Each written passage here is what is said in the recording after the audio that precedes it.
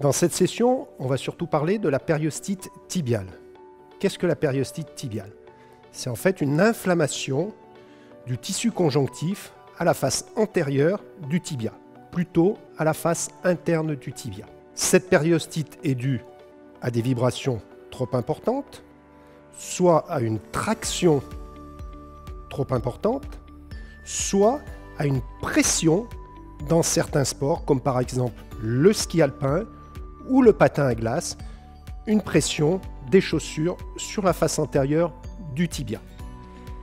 La clinique, c'est bien sûr une douleur qui se situe environ vers le tiers inférieur, entre le tiers inférieur et le tiers supérieur de la face antérieure du tibia. Le traitement laser va donc consister premièrement à faire baisser l'inflammation sur cette zone, deuxièmement à faire baisser la douleur. Dans un troisième temps, on va pouvoir aussi traiter les points triggers des muscles mis en cause. Les muscles mis en cause sont le tibial postérieur, le solaire ou le long extenseur des orteils. Nous allons donc maintenant passer au traitement. Bien sûr, les lunettes.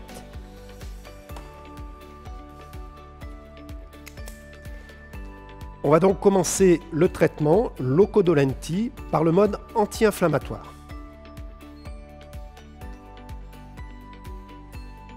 Ce mode anti-inflammatoire avec une puissance maximale de 5 watts au centimètre carré.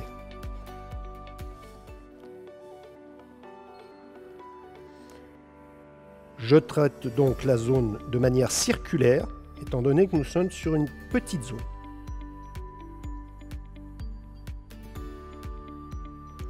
Vous pouvez, si vous notez des points vraiment douloureux, laisser le laser 1 ou 2 secondes immobile. Dans un deuxième temps, nous allons donc traiter la douleur. La douleur qui est un petit peu plus diffuse, qui peut aller un petit peu sur la face médiale, postérieure, voire même latérale. Pour cela, on utilise le mode stochastique.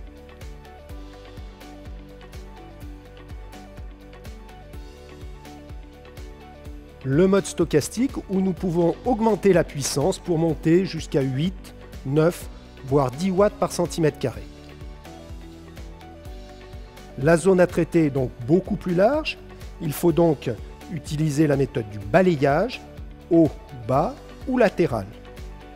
Pensez bien passer derrière la face antéro-médiale du tibia.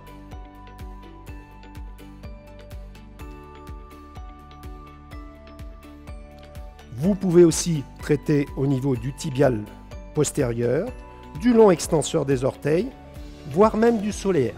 La troisième phase du traitement sera de traiter les points triggers. Les points triggers des muscles solaires, tibial postérieur et long extenseur des orteils. Le tout en mode stochastique.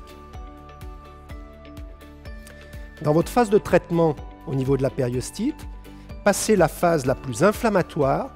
Vous pouvez remplacer le mode anti-inflammatoire que l'on a vu au début par un mode interrompu. Ceci vous permettra en fait d'augmenter la puissance jusqu'à 10, 11, voire 12 watts au centimètre carré. Enfin, le dernier traitement qui est à effectuer, c'est un traitement au niveau de la racine nerveuse, au niveau du dermatome où se trouve la périostite, c'est-à-dire L5, S1, S2. Pour cela, vous mettrez votre patient assis. On utilise le mode stochastique avec une durée d'environ 3 minutes et une puissance que vous pouvez monter aisément à 11 ou 12 watts.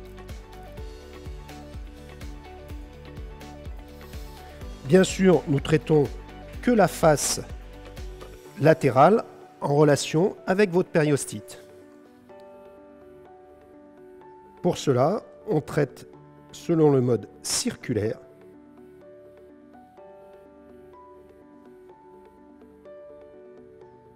Dans un sens, puis dans l'autre.